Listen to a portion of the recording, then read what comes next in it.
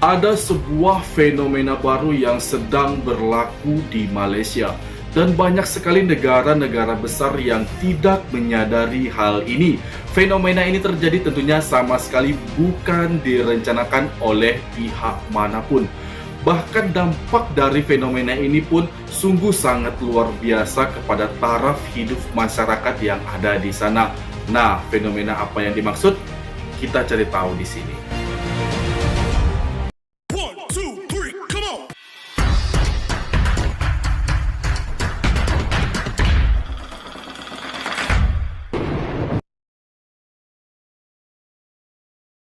Assalamualaikum warahmatullahi wabarakatuh, and welcome back to my YouTube channel. Halo guys, hari ini aku sangat senang sekali karena kita dapat bertemu lagi di video ini. Dan bagi kalian yang baru saja berkunjung, silakan kalian support juga channel ini dengan klik subscribe dan aktifkan notifikasi bell agar tidak ketinggalan update video terbaru dari channel ini. Yes, kali ini aku akan membahas satu hal tentang fenomena yang baru saja terjadi belakangan ini, beberapa tahun belakangan ini terhadap negara jiran kita, Malaysia. Nah, fenomena ini yang berdampak besar terhadap banyak sektor yang ada di Malaysia, termasuk itu sosial juga perekonomian. Nah, aku sangat penasaran guys tentang fenomena ini yang membuat siapa saja akan penasaran dengan apa yang terjadi di negara Malaysia itu dan hal apa yang baru saja berlaku di sana. Baik, mari kita mereaksi video ini dalam hitungan mundur 3, 2, 1. Live. Dalam beberapa bulan terakhir, satu fenomena yang menakjubkan telah menyedarkan. Orang luar ingin datang ke Malaysia, sementara orang dalam berusaha dengan gigih untuk keluar. Banyak dari kawan-kawan dari China, Hong Kong, Jepun, Korea, Eropah dan Amerika telah berhijrah ke Malaysia dan membuka restoran, kafe dan sebagainya di sini. Ada yang bahkan telah menetap di sini selama lebih dari 20 tahun. YouTuber asing juga seringkali memperkenalkan kebaikan hidup di Malaysia. Mengapa mereka memilih untuk meninggalkan kehidupan di negara maju dan memilih untuk datang ke Malaysia? Apa kelebihan Malaysia yang kita sebagai rakyat tempatan tidak pernah sedari? Harap dapat melihat Malaysia dari sudut pandang orang asing dan menemukan cahaya gemerlap Malaysia. Dengan melihat ke akhir video ini, mungkin anda dapat memahami daya tarikan Malaysia yang lebih dalam. Salam semua, ini adalah saluran pemindaan dan pengetahuan, dengan tujuan untuk membawa anda melihat keajaiban dunia. Dari tahun 2002 hingga 2019, program kediaman kedua, MM2H, telah memberikan pendapatan sekitar 40.6 bilion RM kepada negara. Namun, populariti program ini menurun selepas pandemik dan kerajaan telah memperbaikinya dengan menambah syarat-syarat baru. Bilangan permohonan menurun menjadi kurang daripada 100 sebulan. 5 sebab utama yang menyebabkan orang asing menolak untuk memohon termasuklah mempunyai simpanan bank sebanyak 1 juta RM, aset tunai bergerak 1.5 juta RM, pendapatan luar negara 30,000 RM sebulan, tinggal selama 90 hari setahun, dan visa sosial jangka panjang selama 5 tahun yang boleh dilanjutkan. Sekiranya syarat-syarat ini hampir sama dengan negara maju seperti New Zealand, Singapura, dan Australia, mengapa seseorang tidak memilih untuk berimigrasi ke negara-negara ini? Mengapa memilih Malaysia? Persekitaran pelaburan dan perniagaan berkembang dengan pesat. Dalam beberapa tahun terakhir, keadaan dunia agak tidak stabil. Terdapat perang Rusia-Ukraine, krisis tenaga di Eropah, inflasi teruk di Amerika Syarikat, wabak pergerakan kertas putih China, ketegangan di Selat Taiwan, cabaran terhadap kedudukan pusat kewangan Hong Kong, krisis ekonomi di Jepun, dan kejatuhan nilai mata wang di Korea Selatan. Ini menyebabkan semakin ramai orang beralih tumpuan ke pasaran Asia Tenggara. Asia Tenggara adalah satu pasaran lautan biru. Banyak jenama antarabangsa telah bermula untuk bergerak ke Asia Tenggara. Seperti di Vietnam, Singapura, Indonesia, mereka telah membangun pesat semasa peluang ini. Malaysia sejak lama telah dianggap sebagai negara yang terlalu diabaikan. Secara antarabangsa, Malaysia sentiasa dihadapkan dengan masalah rasuah. Namun sebenarnya, Malaysia mempunyai sumber daya yang kaya. Sebentar. Dan selama ini bahwa Malaysia itu seperti negara yang diabaikan karena banyak kasus rasuah yang terjadi seperti itu tadi pengungkapannya. Namun sekarang tidak lagi guys sama sekali tidak bisa diremehkan negara Malaysia ini. Dan tadi disebut juga bahwa banyak negara-negara maju seperti Australia dan juga Jepun dan juga Korea guys ya.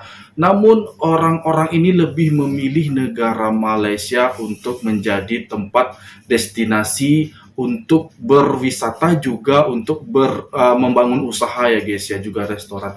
Luar biasa sekali. Dari awalnya negara yang diremehkan dan sekarang menjadi negara surga bagi mereka guys. Wow. Oke, kita coba play lagi. Di sektor pembuatan, perkhidmatan, keuangan, dan banyak lagi, Malaysia mempunyai potensi yang besar. Orang Malaysia Sekarang mempunyai tak daya bisa lagi saing yang diremehkan, kuat ya. dalam kalangan bakat global kerana tahap pendidikan mereka yang tinggi dan kelebihan bahasa yang unggul.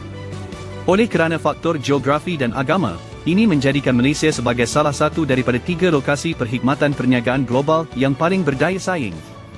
Banyak syarikat antarabangsa akan menubuhkan syarikat mereka di sini untuk menghubungkan perdagangan antara Eropah, Timur Tengah, dan China. Dalam aspek persekitaran perniagaan, Malaysia mempunyai perkakasan perniagaan yang baik seperti kedudukan geografi, alam semula jadi, dan pengangkutan. Walau bagaimanapun, perlu diingatkan bahawa walaupun Malaysia telah membuka peluang untuk melabur dalam bidang baru seperti perkhidmatan berkaitan komputer, bidang kesihatan dan sosial, dan bidang perkhidmatan pengangkutan, pelabur asing biasanya dibenarkan memegang 100% saham syarikat. Namun, dalam beberapa industri seperti pendidikan, insurans, dan pengiklanan, biasanya hanya dibenarkan untuk memegang pegangan saham sebanyak 50% atau 30%. Jika pelaburan asing ingin menjalankan perniagaan makanan dan minuman, ia mesti mempunyai seorang rakan kongsi tempatan sebelum memohon lesen. Untuk rakan dagang terbesar Malaysia dan sumber pelaburan terbesar, 48 bilion RM, China, Malaysia telah menubuhkan satu laluan khas untuk pelaburan China untuk mempercepatkan kelulusan syarikat China. Ini bertujuan untuk menarik syarikat China dengan nilai tambah tinggi, teknologi tinggi, dan pengaruh tinggi untuk masuk ke Malaysia dan membina ibu pejabat rantau atau pusat pembuatan pintar. Pelaburan China yang utama yang ditarik termasuk teknologi pengguna, teknologi pintar, tenaga boleh diperbaharui, teknologi perubatan, peralatan perubatan, produk elektronik dan elektrik, kejuruteraan mekanikal, kimia dan bidang penerbangan dan angkasa. Pelaburan asing juga boleh menikmati pelbagai subsidi pelaburan dan insentif cukai pendapatan. Sebagai contoh, kawasan perindustrian Malaysia-China Kuantan. Syarikat yang melabur di kawasan perindustrian dan terlibat dalam pengeluaran produk nilai tambah tinggi, aktiviti pemindahan teknologi tinggi atau penyelidikan dan pembangunan, akan mendapat pengurangan 100% cukai pendapatan korporat selama 15 tahun. Ini menyebabkan pelaburan langsung asing, FDI, Malaysia menarik lebih daripada 120 bilion RM hanya dalam separuh pertama tahun ini, yang mewakili 70%.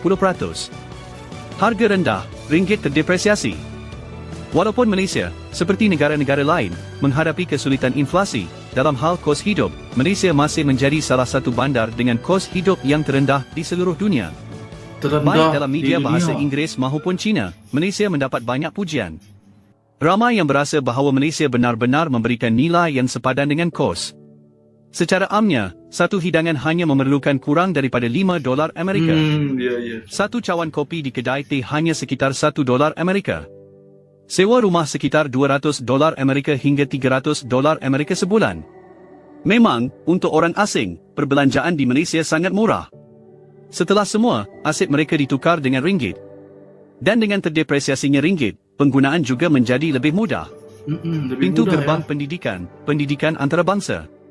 Salah satu faktor utama yang menarik pendatang asing untuk berimigrasi ke Malaysia adalah masa depan anak-anak mereka. Ya, betul. Sistem pendidikan Malaysia menggabungkan unsur-unsur Barat dan Timur. Malaysia adalah negara yang memiliki sistem pendidikan Cina yang paling lengkap di dunia selain daripada China, Hong Kong dan Taiwan. Dalam hal bahasa Inggeris, kemampuan bahasa Inggeris orang Malaysia berada di antara 3 teratas di Asia. Anak-anak di sini dapat menerima pendidikan dalam bahasa Cina dan bahasa Inggeris. Ini dapat mengurangkan tekanan bahasa dan komunikasi bagi kebanyakan anak imigran yang baru tiba.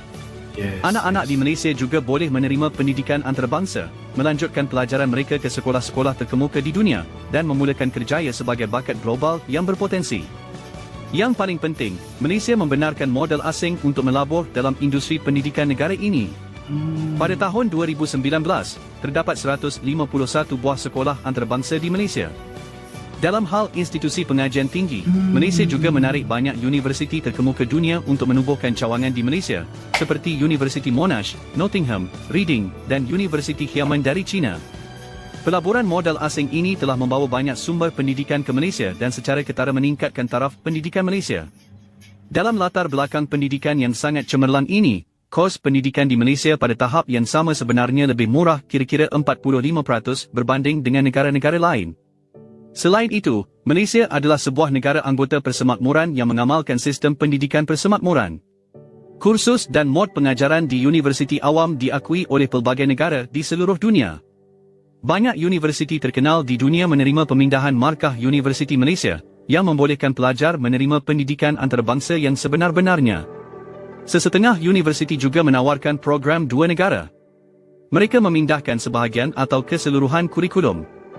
Universiti terkenal dari negara seperti United Kingdom, Amerika Syarikat, Australia, Kanada dan New Zealand ke cawangan universiti di Malaysia atau Universiti Rakan Kongsi. Pelajar boleh melanjutkan pelajaran mereka ke negara-negara seperti Eropah, Amerika Syarikat, Australia, dan New Zealand selepas belajar di Malaysia selama 1 hingga 2 tahun. Mereka akan mendapat ijazah atau sijil ijazah yang dikeluarkan oleh universiti tersebut yang dikenali sebagai tambang emas. Bahasa dan lingkungan tempat tinggal, tempat yang nyaman. Malaysia adalah sebuah negara yang berbilang budaya, terdiri daripada 3 bangsa utama iaitu Melayu, Cina dan India.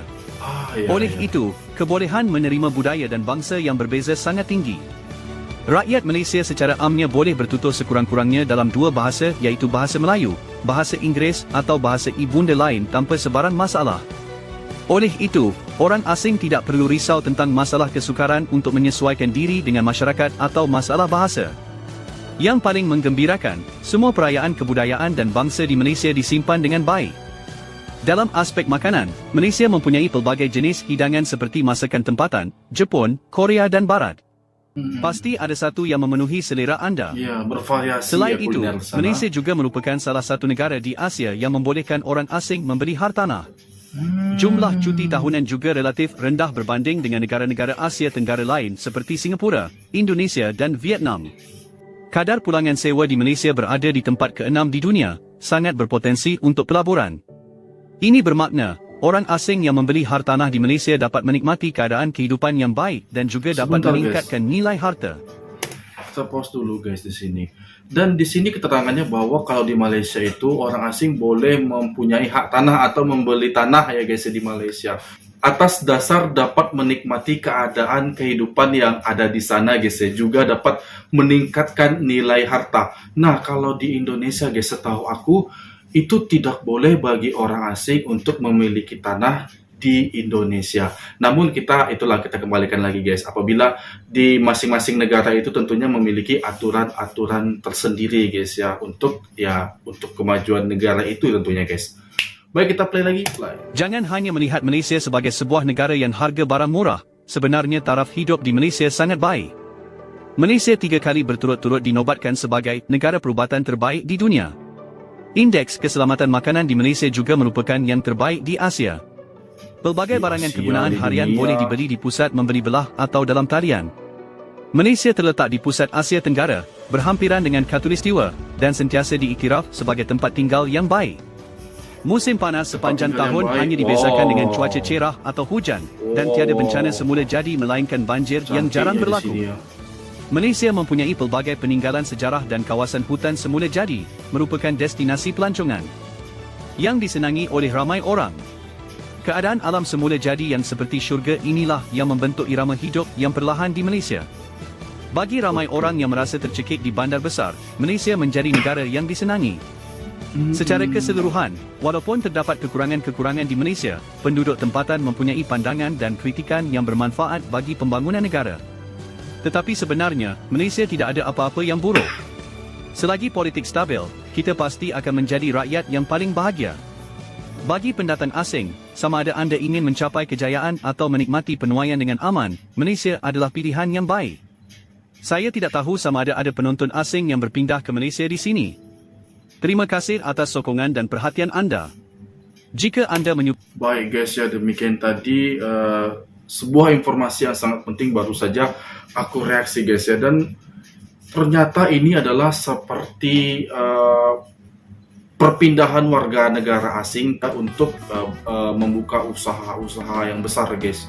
seperti pabrik ya, seperti kilang, seperti restoran ya, mereka berani membuka investasi di sana guys ya, karena memang negara itu terkenal sangat aman dan memudahkan bagi orang asing untuk membuka usaha ya guys ya, tentu saja dengan syarat adanya atau kita mengikuti aturan-aturan yang diberlakukan pada negara Malaysia. Rupanya Bang Admin ini sebut ini fenomena langka bahwa ramai orang dari belahan bumi ini berbondong-bondong menuju ke Malaysia guys. Sementara orang asli Malaysia berusaha keras ingin keluar untuk bekerja. Walaupun kita tahu ya, tidak semua orang yang ada di Malaysia itu ingin kerja di luar negeri. Ada juga yang dari mereka yang merasa sangat nyaman di negeri sendiri untuk mencari rezeki guys ya. Jadi seperti itu. Nah, orang luar ya di dalam video ini ya juga bukan dari negeri calang-calang guys. Bahkan ada juga dari negeri Amerika Serikat, Inggris, New Zealand, dan banyak lagi orang-orang dari negeri tersebut yang berani untuk berinvestasi ke negara Malaysia, dan mereka rela meninggalkan negara mereka guys ya, bahkan negara-negara maju mereka semua rela meninggalkannya untuk mendapatkan sesuatu di Malaysia. Tadi juga disebutkan ya bahwa selama ini Malaysia diabaikan. Nah, selama ini di Malaysia diabaikan, dianggap sebagai salah satu negara rasuah ya guys ya. Nah, sekarang tidak bisa lagi berkata demikian ya, karena Malaysia telah berjaya ya dan berdaya saing yang kompetitif dengan negara-negara maju lainnya, seperti pendidikannya, kesehatannya, ekonomi, industri, dan termasuk juga keamanannya ya guys. Dan masih banyak lagi, karena faktor-faktor di atas lah yang membuat mereka menentukan hidup mereka untuk berlabuh ke negara jiran Malaysia. Dan demikian tadi video aku, semoga Anda semua terhibur. Aku sangat senang sekali guys ya yang baru saja mereaksi video yang sangat informatif, dan terima kasih kepada kalian yang telah mendukung channel ini. Aku mohon undur diri, mohon maaf atas kesalahan dan kekurangan. Wassalamualaikum warahmatullahi wabarakatuh.